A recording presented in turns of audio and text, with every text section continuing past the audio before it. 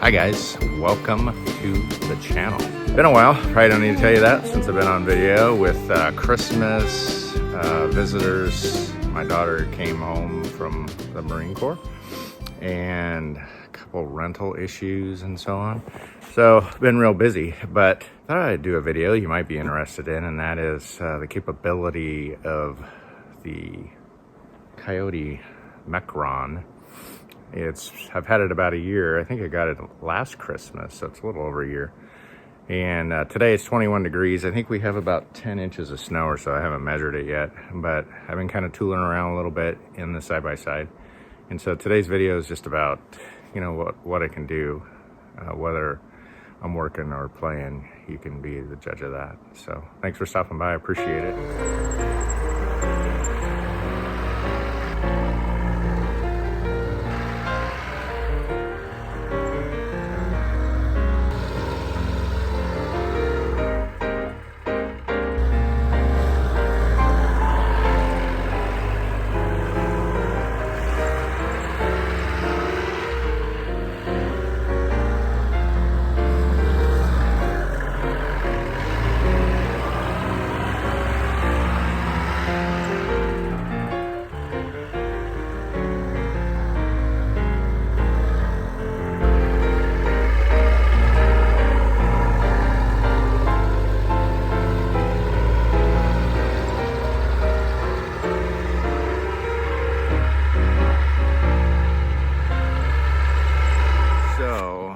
Unlike some of my friends that live in colder areas, we don't get snow like this all the time.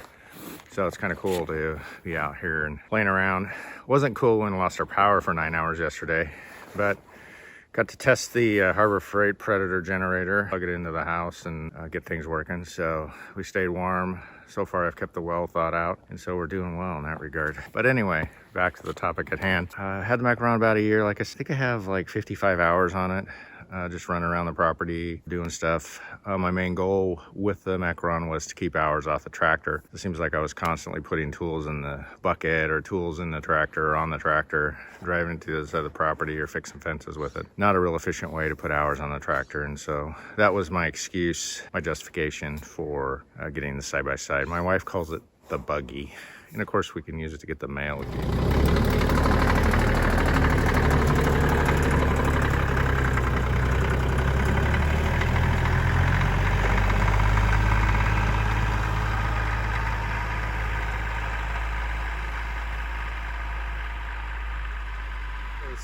some of the things I like about it is it's completely capable. Really super steep hill on the backside. I hooked a trailer to it, filled the back of this with wood, filled the trailer with wood, and should have recorded it, of course. It was very slick and muddy, and put it in 4-wheel drive, put the differential lock on, and it went up the hill. I felt like I was gonna pop a wheelie, maybe go down backwards, but I made it to the top, no problem.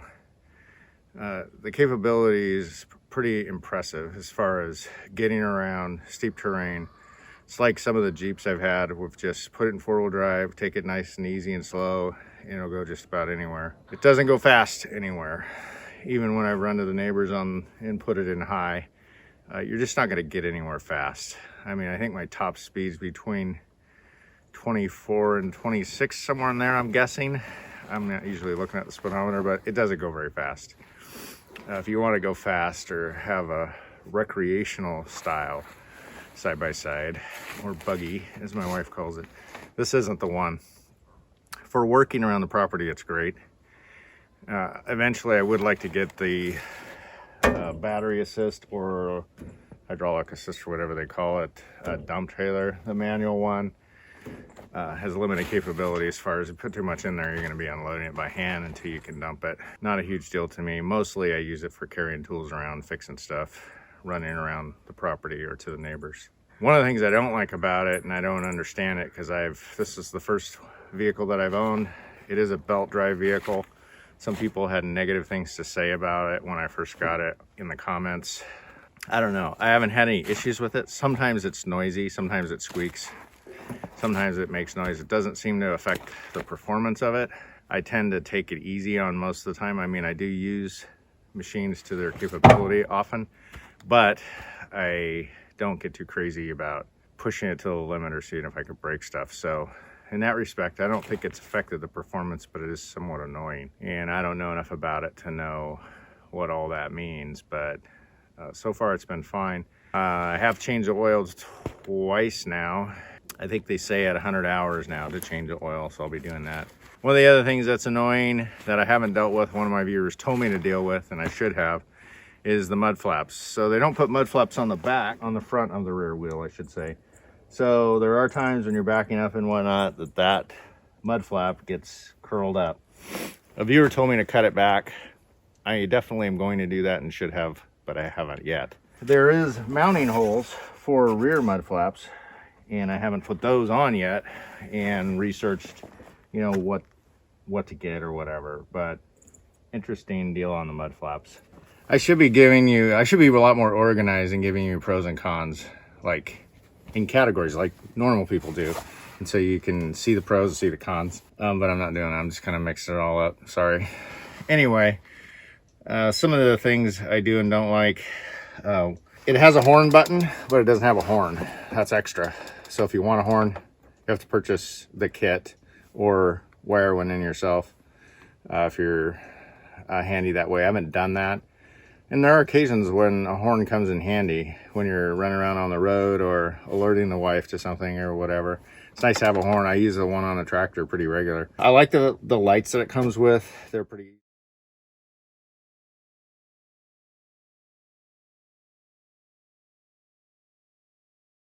easy to operate. It's got a 12-volt charger. I've talked about that before. This has aftermarket in that it came from the dealer, but it was added windshield wiper and sprayer, windshield and top. These are all aftermarket items. Seat covers are aftermarket. I bought those on Amazon. And the mirrors, aftermarket. Both the rear view and side mirrors aftermarket. One of the things I don't like about it is the brake is right here on your left, and it doesn't have a buzzard. You can of course add one, but it doesn't come with it. It does have a light on the dash that says P for parking brake. And in all honesty, I have pulled off before without releasing the parking brake. Fortunately, most of the time it's been momentary before I realize it. But this machine will drive right through the parking brake, and if you drive on it for very long, as the dealer indicated to me, you will lose that braking ability when you go to park with your parking brake, and or it'll need to be adjusted. So far I've been okay. I've been paying attention. Of course, I'm primarily the only one that drives it. Occasionally my wife will drive it, but if you do let someone drive it, you have to make sure that they release a parking brake before they go, because you probably won't even know it's on. It'll drive right through it. I wish that it had a buzzer that came with it. That just makes sense to me, because generally when it happens is when I'm going through a gate. Like I stop to open a gate, pull the brake, and then I go to move the side-by-side through the gate. Sometimes I'll forget right at that moment. So kind of a bummer. This screen in the back is aftermarket too. So a lot of aftermarket stuff you can add, and that I did add.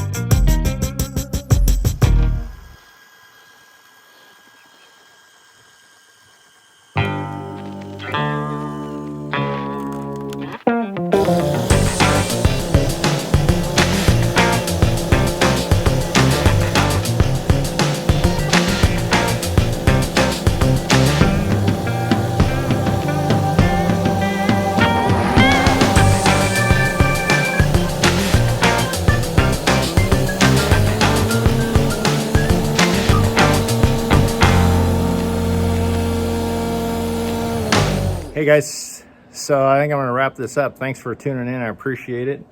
I hope this video was helpful. I guess the bottom line question would be, at least for people thinking about getting one of these machines, is would I buy it again?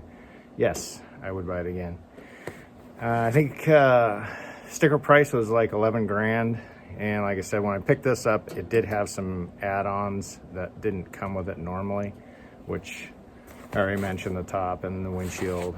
I think those are the two things that they added, the dealer added, a windshield wiper. So anyway, I don't know what the price point would be in your neck of the woods, but that's where I was at.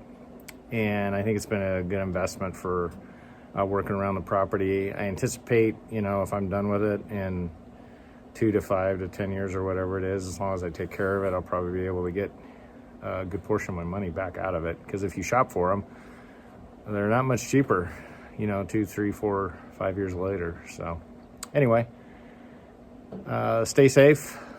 Hope you had a good holiday and Happy New Year. I appreciate you checking out the video, and we will talk to you soon.